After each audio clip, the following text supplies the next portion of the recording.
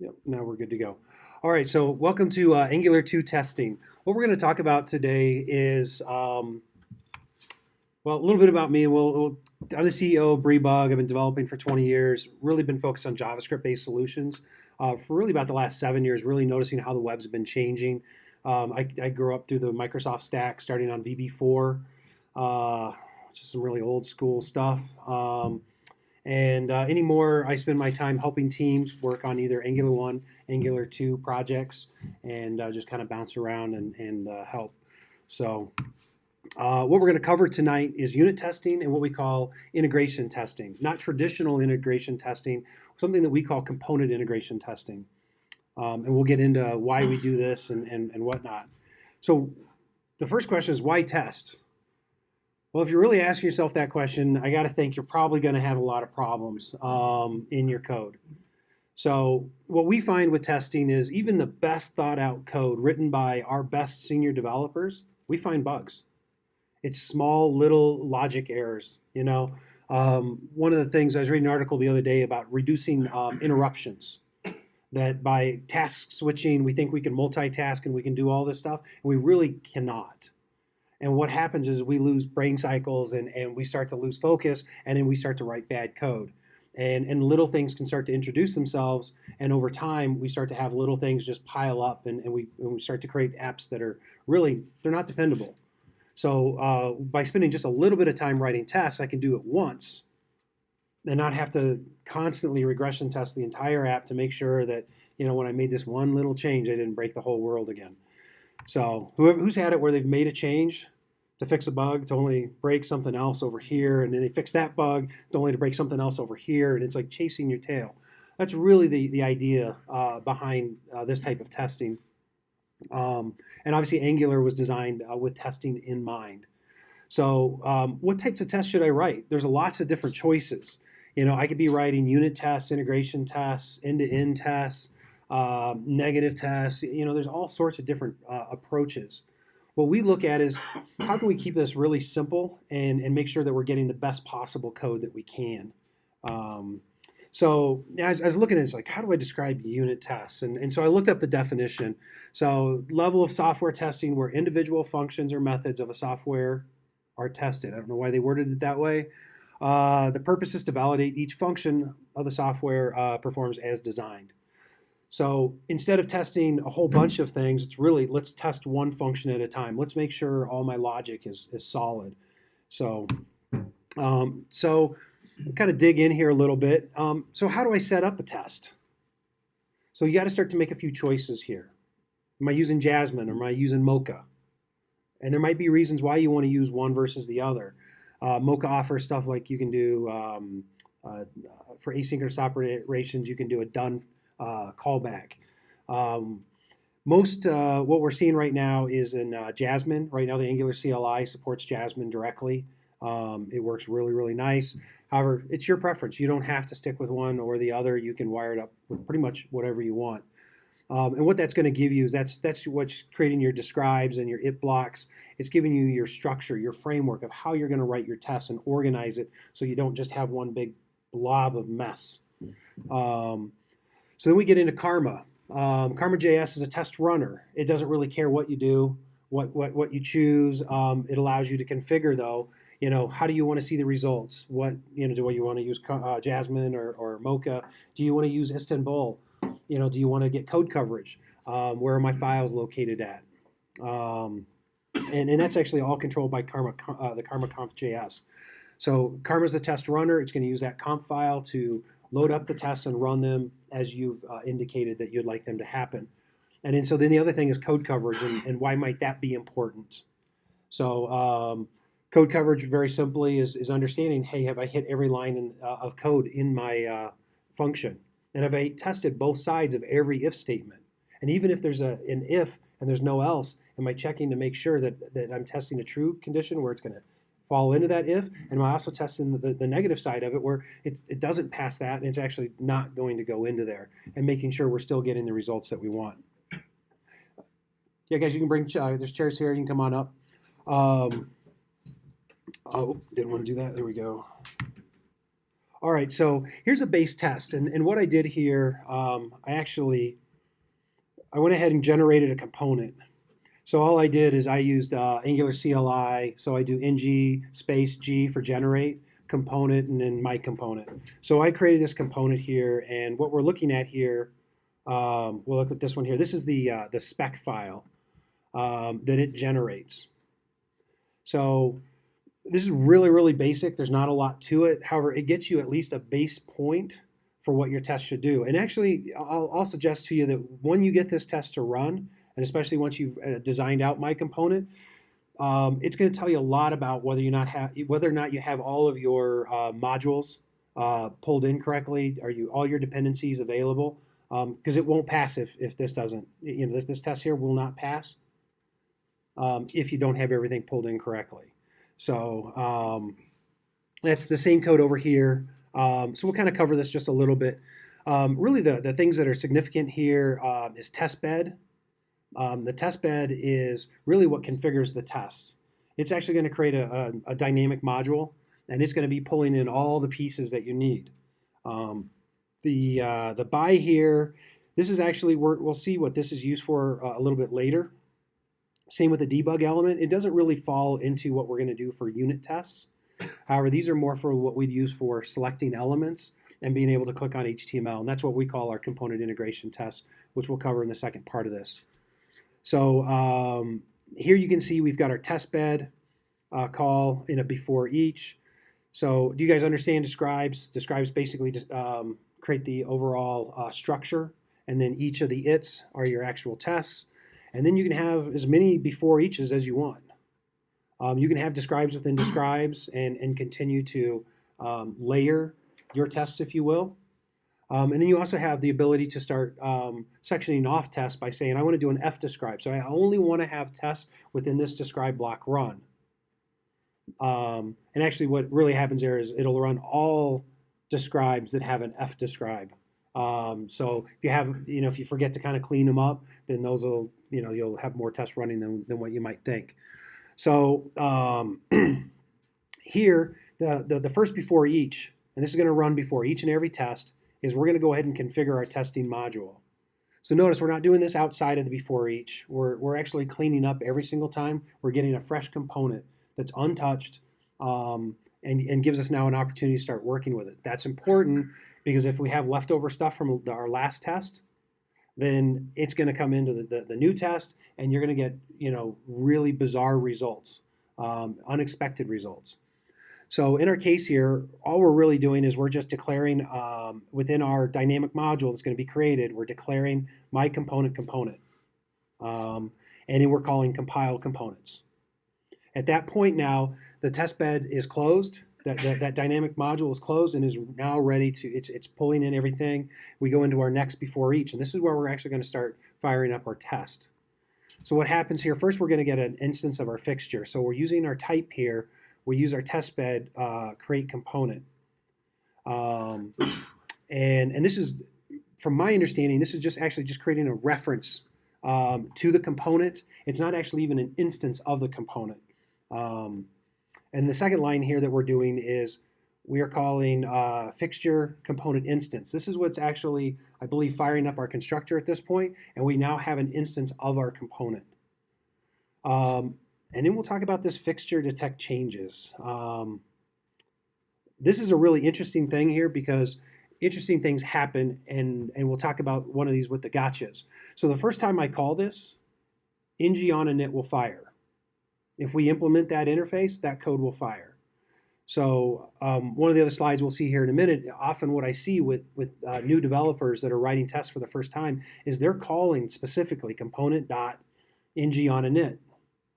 And then they'll start to do some stuff to get it all set up to run, and then they'll say fixture detect changes. And what will happen is ng on init will run again. You have to think about your test here when you get your component, and even when I hit this line right here, until I've called fixture detect changes at least once, it's locked in time. It is stopped, and I have full control over it. Nothing is running in the background. I have to call fixture detect changes to allow it to fire whatever it basically gets queued up onto the stack there. So without that, if we take this out, this will actually still be true because component will be an object. This doesn't really tell us a lot. This is not a super useful test. However, it does tell us that all of our modules and our dependencies are correctly loaded. So coming back, going here. So now you kind of understand like the basics of the test. Let's talk about a few more details, and then we're going to jump into some code here for this. So one of the first things I said is fixture detects changes. You really need to be careful with what you're doing with that. And the biggest thing to do is instead of leaving it here, remove it. And actually call it here. This way I'm in control of when it fires. I might want to actually check stuff before the ng on init has fired. I may want to look at what is this component doing. So we'll get into this a little bit more. However, one thing for sure, do not call ng on init directly. You don't need to. It'll cause more problems. It doesn't matter that you've called it and then you call detect changes later so that the function that you want to get into will now fire. It will first fire ng on init because it is still on the stack. And then it will fire yours. Often ng on init will then reset all the stuff you just set up, and you won't understand why your test doesn't function the way that you thought. So really common pitfall here. Okay. The other one is router calls. Yes, go ahead. So at what time the components constructor? I believe that is actually called right here when we actually right here when we actually get the component instance. Honestly, I haven't really tested to find out when the constructor's fired. It's really between these two statements. I usually don't do anything before I have an instance. So honestly, a couple log statements, we could figure that out pretty quickly. So good question. Yeah, go ahead. On init, are you saying that it's not fired until you do detect changes, or it's fired and then when you do it should create and then detect changes just detects changes without firing on init? So the first time detect changes gets called, this all assumes one thing, that I have ng on init implemented, right? That I've declared that as an interface that I implement. The first time I call fixture detect changes, it's going to unwind the stack. Okay, and the stack on the first thing on the stack is ng on init. So ng on init has not fired yet? It is not fired yet. Okay. Not until I call at this moment here on line 26, in this test bed or this case here, this is the first time it fires. And so again, the confusion is they actually when you generate these tests, they're putting in this first block right here, which may or may not be what you want. So that's why I always suggest move that down into your test. It's better to be explicit than implicit. I know when I'm firing. I know when I'm unwinding the stack versus, what's going on. I'm not sure. I got to go back up the top and look and see what are we doing. So router calls. This is the other one that can get you in a lot of trouble. It's hard to mess with. There is a router test module. Testing module. We've looked at it. It's cumbersome to set it up. It's kind of a pain. It's not really simple code. You can go out and look it up and see how to set it up, and it seemed like an awful lot of work. So that's one that we actually just simplify, and we use a SPI. So we'll get into this in a second, and we'll cover why we use a SPI and what that's going to do. However, you really need to pay attention to your router calls. If you are firing off, sometimes you'll get some really weird errors that you're not expecting. And so it's one of those things that you want to pay attention to. Next slide. So let's talk about SPIs versus mocks. Why would I do a SPI or a mock? Well, we want to. Anytime we're going to do a service call or an HTTP call, we don't want our test having to depend on a server being available and that it's going to return the right data to us. We'll want to mock that. We'll want to mock if let's say we're using Ionic or using Cordova. We're going to want to mock any mobile native library calls. So, I'll give you an example. On my phone, I've got a camera. I can do barcode scanner, and I can pull in barcode scanner and call .scan on it, and it'll pull up the scanner. However, that doesn't exist in my browser here on my computer. And so that will actually start to cause errors. And so we'll want to mock those. Unfortunately, with those, the reason we have to, we actually use SPIs on those because they're not injected. They're static methods on this library that gets added. So we actually then use spies to override those.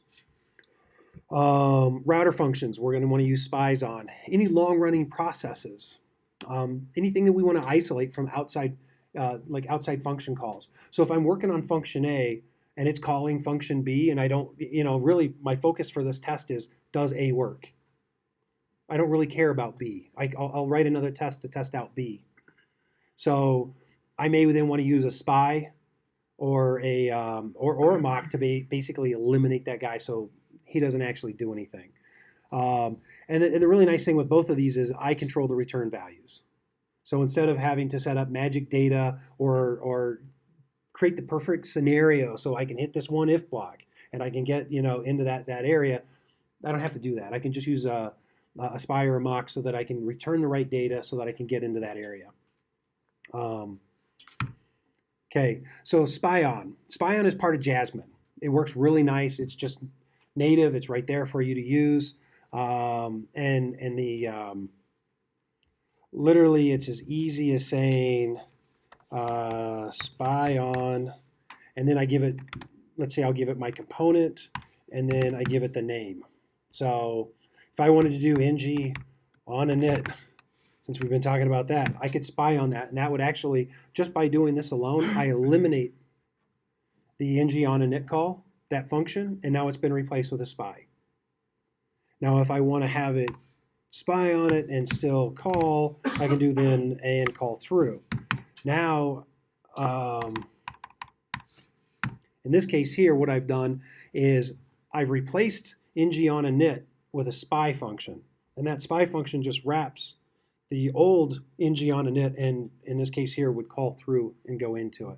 Sometimes I want to be able to spy on a function because I want to see, hey, what was passed into it? Did somehow, I passed, when I made my initial function call, I called with this, and I expect that to be the value that's going into my service call, so I can go load the data I want. However, it's this really big, complex function. I want to make sure that it hasn't gotten changed. There you go. And then I can do something where I can expect that, component.ng on init to have been called with ABC, something like that. Or I can ask, how many times or whatnot. So the pros on spies is I can imitate functions by replacing them with this wrapper. I can track how many times it was called. I can see what arguments were passed. It's great for handling router methods. Okay, it really super simple. I can go in and just say, hey, I'm going to expect that on when I log in, it's going to call the auth login method, and when it's done, it's going to now route me to dashboard. Well, I want to make sure it's going to blow up if I don't handle that route, because there's no route. I've just got a component literally just dropped on a page by itself. So I'm going to want to spy on that. We'll see that in a minute as well. So cons for SpyOn. They're not really as reusable. What I see when people start to use spies a lot is they start to replace actual functions, and often what happens is they just kind of go crazy with them. They're spying everything, and then they're no longer really even hitting much of the real code. And they're no longer testing the function calls and some of the, sometimes I actually do want to see, like, I call function A that calls, function B and C. I want to make sure, hey, is that all really, flowing through? That's not technically a unit test. However, it is a nice test to have sometimes and make sure that it is all functioning. The mocks, the pros with those are they're reusable. They closely mimic existing services. In fact, you're going to write, if you have an auth service, you're going to write an auth service mock. If it has a login method, you're going to have a login method. You're going to copy that interface. So you're going to closely mimic those services. It doesn't replace the method. It's easy to change out return values. We can do some really quick manipulation with them. The big one, reusable. That's, I don't have to go back and set up a spy every single time. It's already set up. If I need to create a failure case, I can do that very quickly and easily, and we'll walk through that as well. Cons, I'm not able to tell what arguments were passed, how many times it was called, or if it was called at all. So, you need to weigh out what's going to work best for you. We use mocks mostly, and then we use spies sparingly as needed. We find that it actually creates the smallest amount of test code, and it's the easiest to maintain. All right, so I was talking about the router testing module. We decided on router methods. We attempted to set this up, and it was just like I said before, it's very cumbersome. I was having to literally lay out routes and do all this stuff to basically kind of figure out whether or not it would work. And we really just decided it was easier to just work with SPI on, and that we're good to go. So you can always dig in, look at that a little bit more. We will not be covering that tonight. So one of the things that you probably notice if you started writing tests at all is one of the big challenges is managing dependencies. So what I mean by that is when we look at this little guy here, this isn't really a big deal. He doesn't have any dependencies. All he's saying actually is my component works. Okay, no big deal. He's not calling any services. He's not, pulling in translations, toasters, making calls to the web service. None of that. No directives. When we start looking at large components that have lots of pieces, so let's go look at login. So this has a few more. We're pulling in auth service, we're pulling in session service, we're pulling in the user model, toast manager, translate service. We're doing form builder, form group, validators. There's more stuff. So how do I manage this complexity? I don't want to have to take this entire deal here and copy it into every single test. Now, there's lots of different ways you can approach the problem. We tend to go with just let's go with the simplest way to do this. And what that looks like is we create a test module, and we just kind of make it the kitchen sink. Okay, it pulls in the pieces that we possibly need. It mocks out most of our services for us. So this is what one might look like. We're going to pull in ng module, so we can declare a module. We're going to pull in the common module. So this is going to have all of our directives like ngIf and for each and those sorts of things. We're going to pull in forms modules, reactive forms, and ng form. We want all of these so that we can do all of our forms directives like form control name, and we can wire up our form group and those sorts of things.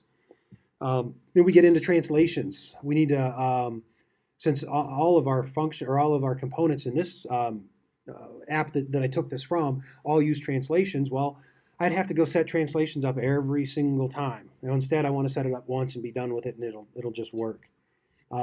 Same on Toaster. And then I pull in auth service, session service, and then I start to pull in a couple of mocks here. This module is used for production? No, strictly for testing. We actually pull it out outside of the main project itself, and then import it in with a nice long, dot slash, so on and so forth, till we get to that level and we pull that module in. We don't want this to go to any sort of production code. This would cause problems. The first thing that would happen actually, you'd cause your app to blow up, because it would say that you have XYZ module declared in two modules that are both loaded. Either put it into a module that's higher or put it in its own module. So yeah, this is not code that would go up. So we do this and we bring this into our tests so that we don't have to go and declare this sort of stuff every single time. Because otherwise, all of this would have to go into our testing, our test bed, where we're configuring. Let's go back over here. This here configure testing module, all of that would have to go back in here again every single time.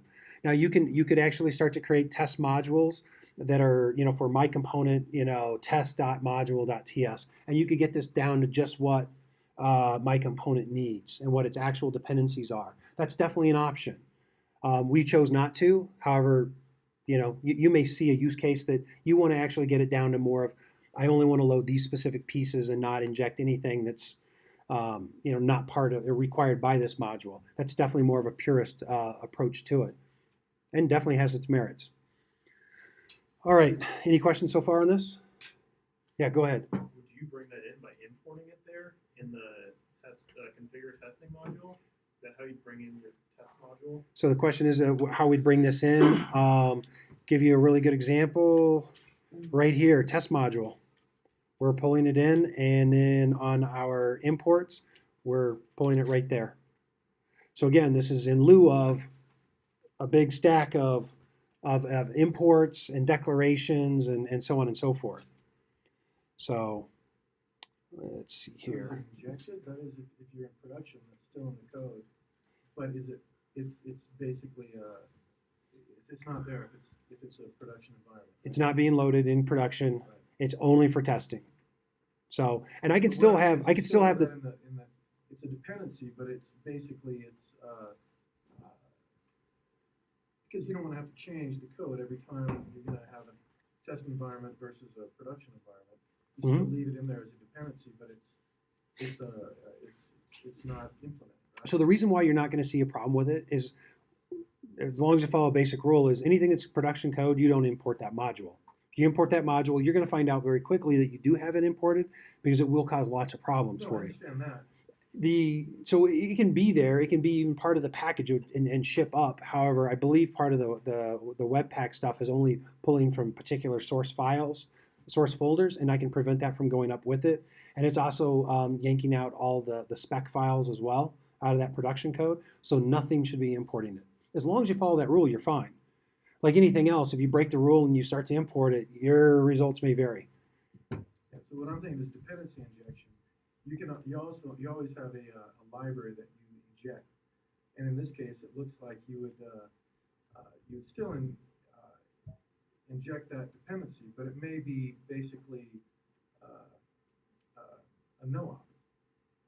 I mean, so that you have, because in the case of a login Okay. component, something like that, what you're saying is you want to mock out that whole login infrastructure, so that when you're doing testing, it doesn't. You test around it. You don't want to have to test that every time, right? So you have your login injected, so that in production, when you're actually running a real login, Okay. it's actually working. But in test, you don't want to. You want to mock. Well, yeah, everything's mocked out, so none of it will happen. So if you look, go back over here really quick. So in the case of the login form, you bring up a good point here, is that we're mocking out, we're bringing in the off service mock. Right. Okay, and then down here, we should cover this here really quick as well. Let's do one quick thing here. We're gonna come over to services, and we're gonna look at, what does a mock look like? Well, frankly, it looks just like a regular class. We're pulling injectable in, we're pulling HTTP in, we're exporting a class called auth service, and it has the same exact functions on it. Well, this is the actual service, I'm sorry. The mock, actually, though, looks pretty much identical. The only difference here, as we switch between the two, is I have a couple additional properties. This property we're not recreating. This is just telling us, hey, what's our base In the path? Java world, it's an interface, right? Yes, Yeah. you said it's basically like you're copying the interface. Yes. So in this case here, our mock, the piece that we're the mock replacing. implements the interface. Yes. Yep. So in this case here, we're bringing an observable, because HTTP is going to return an observable. So in our case here, we want to return a observable, and then go ahead and return an object. Token equals this dot token. By putting the token here as a public property, I can actually modify token. I can just say, auth service mock dot token equals now CDE. And now, perfect. It changes that token. I can change the data very simply. It returns my observable. And when I come back over here to my login component, it's still gonna, do my subscribe, and it's gonna go through and So set the only token difference and navigate. In the test scenario, you're going to be injecting the mock. In the production, you're going to be injecting the actual authentication module. Yes, we'll get to that in just a second. So what this part here, what's happening on the providers, we're providing the translate service, we're providing for ng form, and then we're using a special object here, which is saying provide auth service. However, don't use auth service when you ask for it. Use auth service mock. Okay. Without that, then it would use the real auth service, and we'd be making calls against the server. In this case here, we want to replace it and mock it out. Now, there's some caveats with this, and we're going to talk about this in a second. However, you should be able to do most of your mocks just like this, and most of them should work. However, that does there are a couple exceptions to that, one in particular. So One thing I want to find out, yeah, I think maybe where that question is stemming from, in your code before where you were importing this, that was a .spec file. And I think that's important to just recognize that that's what's getting yanked out for your production code. Like, so Yeah. where you actually imported it was in the .spec, not in your actual production code. And I think that, so yeah, this spec here, this is the only one that's importing test module. Anything that comes out of test helpers, that's off limits for real components. It's just there to make our lives easier. Again, you don't have to use it. You can just stay with, you know, you can add all this stuff. The spec is what's driving the test, and that's what it's going to be. Yep, yep. So you're importing spec rather than the other ones, so you can test I'm not importing the spec. The spec is being loaded by Karma, the test runner. Okay, so if we go look at the Karma config here, in here it's going to say, hey, pull all the files. It actually pulls this test TS, and test TS then actually goes out and figures out what all the spec files are, and so those are the ones that are going to be tested. And actually, in this case here, it's actually pulling in all source files, specs, and the components and everything, because they all need to be loaded so we can test them, right? So all of them are loaded. Just the test module, the stuff that we put inside the test helpers, that's just being used for tests, nothing else. So these are just here to make your life easy. You can also specify environments so that you could test with a specific, dev, staging, production, some other environment. Those might be impacted by environmental variables, maybe. However, that doesn't really come into play as much in unit testing. That would be more like end-to-end testing, because now you're going all the way to the database and we're doing some different stuff there. Shouldn't really apply for components. Go ahead. Quick question about that spy on function. Sure. Excuse me. You said that it would replace ng on init with something. What does it replace it with? It's basically its own function, and what it does is that function. You can go read about. If you go look up Jasmine spy on, it'll cover this in a little more depth. However, basically, what it does is it replaces it with a new function, and that function has the ability then to track. They're keeping track of the arguments being passed in. They're keeping. They have a counter on there. How many times have been called during this test?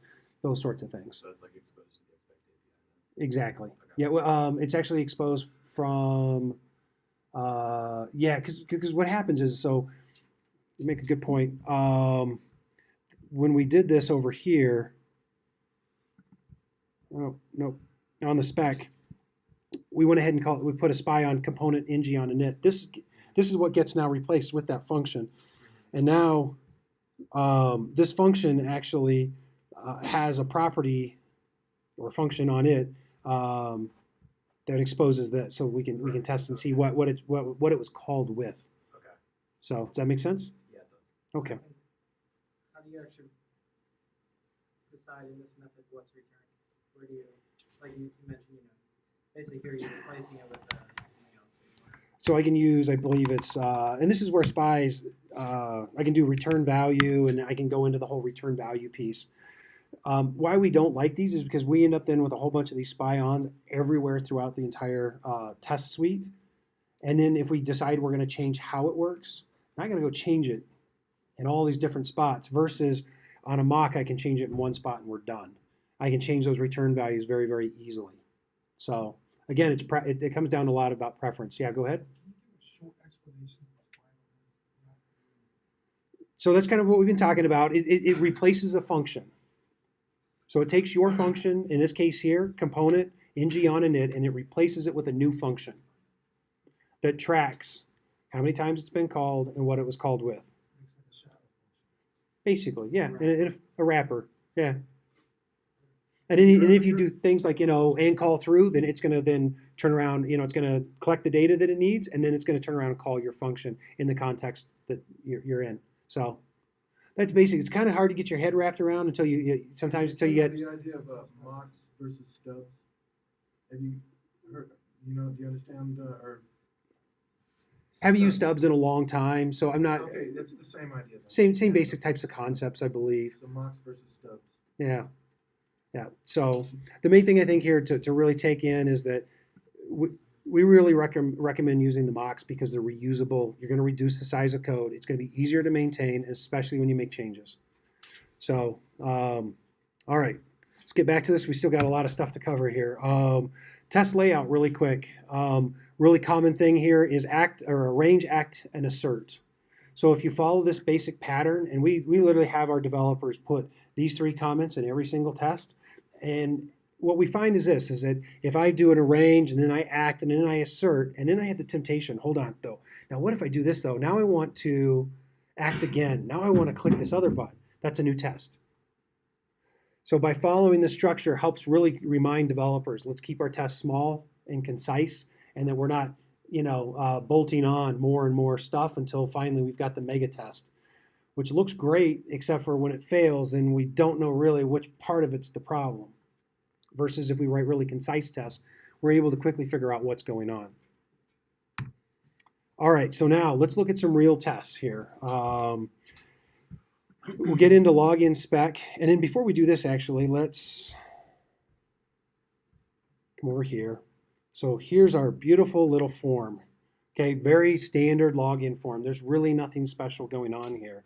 If I click login, I get a little bit of validation firing. I should be able to go over here to, this will take me to forgot password, and otherwise I can do create an account. If you're wondering why the text looks weird on those, because they're translations and I didn't create a translation file for this. So that is this is what we're testing. We look at the component itself. Really is not too much going on here. We got a little bit extra code. I removed some complexity out of this so it would be a little bit easier to explain. However, we're injecting the router, auth service, session service, the form builder, toast manager, and then translations.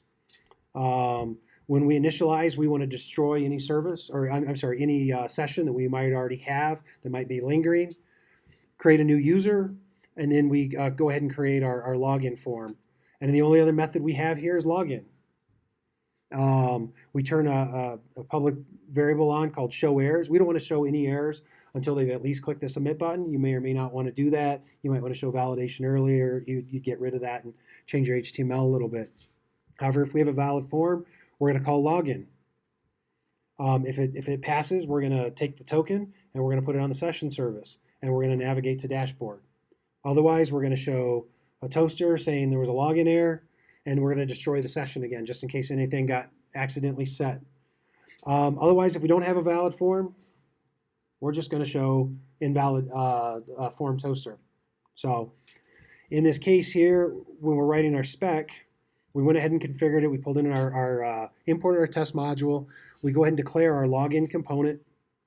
And now we're doing this thing called override component.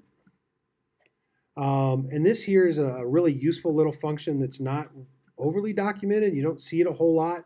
However, this actually helps fix a few problems. What it allows you to do is override what the component thinks it's supposed to be getting. So we seem to have an issue with Toast Manager and this mock and actually getting it to work correctly. So this is one of the ways that we fixed it. However, what I want to show you is a kind of a better example, because this is a really common thing you'll see, is some guy will come in here and go, I'm going to do a provider right here for auth service. And what will happen is you'll go to mock it and you'll have it mocked, and you'll run it and you'll do a console log on your auth service because it's doing all sorts of crazy stuff you're not expecting, and it's the real auth service. And there's nothing you can do to get it to release the real auth service and give you the mock, unless you do a set providers, and this basically is the last ditch effort to get your provider straightened out. It will override any providers that are declared directly in the component. One, you shouldn't really be doing this. You shouldn't really be declaring providers in your component. However, it is an option. You can do it. It will make your life a little more difficult. If you can, push those up into a module. However, if you're not able to, then you will definitely need this. Normally, you just have it in your test module. You say, toast, replaced by toast mock, basically. But this is the case where you've actually overridden it and declared it in your component, so you need to do that on the over. I believe that might be the case, yeah. So I'm putting that back so that we don't have any bad things happen here. So we've got our mock set up. In our case here, this is another really important piece. This block of code right here. I want to get an instance of the services that are injected into the component because I want to be able to manipulate them a little bit. I need to be able to set, something on the session service, or I need to be able to set change something on the auth service. We have a case where we need to have the login fail, so I need to be able to change the login so that it actually blows up, so that I can test the other side of the observable on the fail block. I need an instance of the router that's been injected so that I can spy on it, so we can ensure that it's actually going to where I think it's going to go. And in Toaster, what we ended up, we wrote a Toaster manager mock, and that didn't seem to work well, so we actually ended up going with spies, and we'll kind of look at that. You could do it either way. So in our case here, our first one's firing. Notice, no fixture detect changes. So the first thing we want to do is just make sure we can create a component. We don't even care that, we don't even really want ng on init to fire. So we don't call it. And we just expect component to be truthy. We were able to create a component. Everything's kosher at this point. So second test here is it should call session destroy on init. So we come back over here to our login component. The first thing it does is it calls session service destroy. So we want to test and make sure that it does call session service destroy. And I don't really have a good way of doing this. This is one of the failures of a mock, is being able to wrap it so I can figure out, hey, what were you called?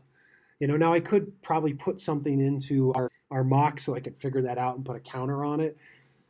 It's just easier to call a spy in this case. So in this case here, I want to spy on the session service destroy. I'm going to call fixture detect changes. This does what? This calls ng init, unwinds the stack, boom, ng init's been called, and now I want to expect that session service destroy has been called. Nice and simple.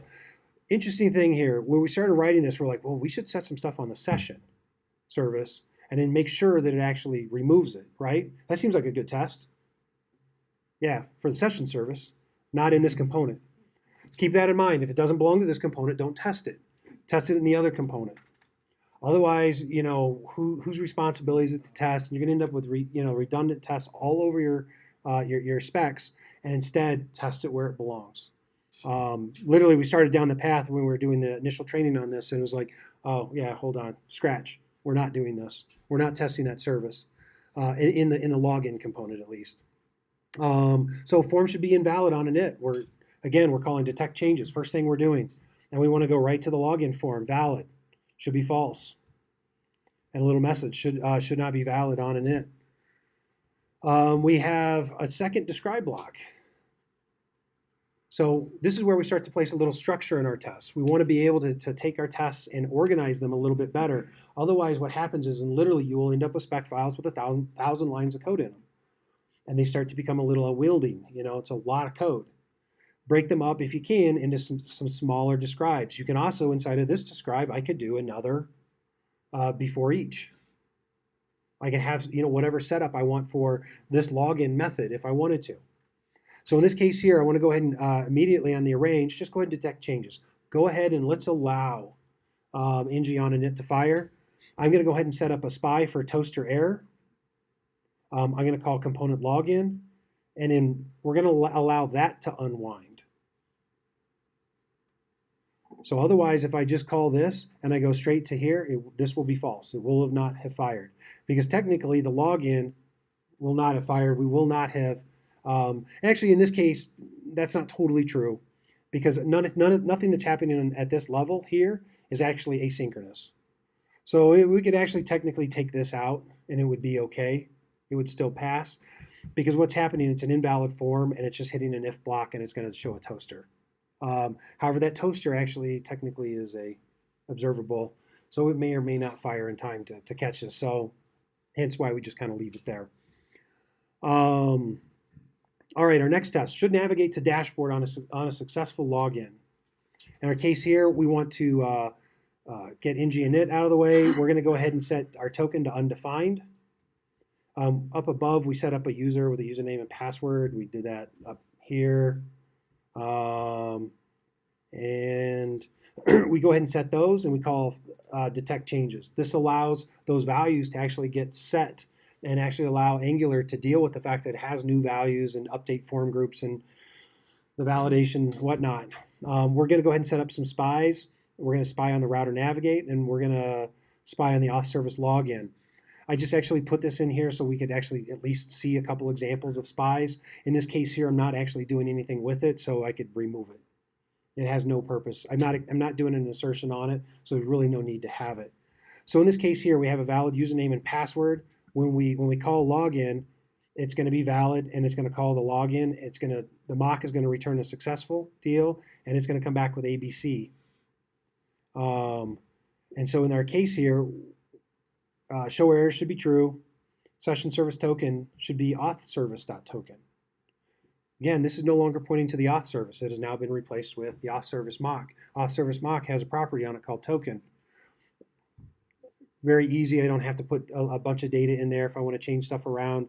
If we change it later, I don't have to go update it. And then the last one I want to do here is I want to expect that the router navigate to have been called with dashboard. So the last one here is really pretty much the same thing, except for one minor change. We're going to spy on the toaster error this time, and we're doing this. We're saying authservice.login equals testutils failure. So testutils is another very simple module here, or little class, and it just has a static method called failure on it, and it just calls observable throw new error test. So this simulates an error, server's blown up, not responding, timed out, whatever that may be, and now we're getting an error. This allows us to test out our other block there. And so in this case here, it's valid, it calls login, it's going to hit this here. We're going to check and make sure it called a toaster error, and that it also, that we called session service destroy. So those are both in there. It was called with login error, and the session service destroy was called. So it's a pretty basic example of how most of our tests go. There's a few other scenarios that we're not going to have time to cover tonight to be able to get through all this material. However, it's pretty uncommon. One of those is, let's say someone decided to put a set timeout in their code. And it set timeout for, I don't know, 10,000 milliseconds. Well, how do I test that? Maybe I have my test wait for that thing to see. No, we need to time travel. We need to have it happen instantaneously. So in those cases, there's a part of the core testing library here is a thing called fake async. I can pull him in. And I believe, is the other one on here as well? Yeah, tick. So what I would do, just to show a really quick example of what it might look like, is if I copy this, paste it, tick test, and I would change this to be fake. Now, they always tell me don't do this in front of a live audience. You know, just remove all this stuff. Basically, we do something to the effect of tick 10,000, and then I can do my expect right there. Yeah. So that allows me to time travel. Allows me to go ahead and allow the 10 seconds to go by, and now get into the rest of my test and be able to do it. I'd probably contact the developer that wrote that and say, why are we waiting 10 seconds? Isn't there a better way we could do this? However, sometimes there's not. So that's what we end up with. So, all right, on unit tests, any more questions? All right, take a couple here. For that detect changes method, does Yes. that call all of the lifecycle hooks in the component? No, it doesn't. The detect changes, I don't think actually calls anything. It actually releases the component back to Angular for it to do whatever it needs to do. Okay. So it's not actually forcing anything to be called. I think the best way to explain it is that whatever's on the stack, correct me if I'm wrong, whatever's on the stack is going to be called. When the component is initialized, on init is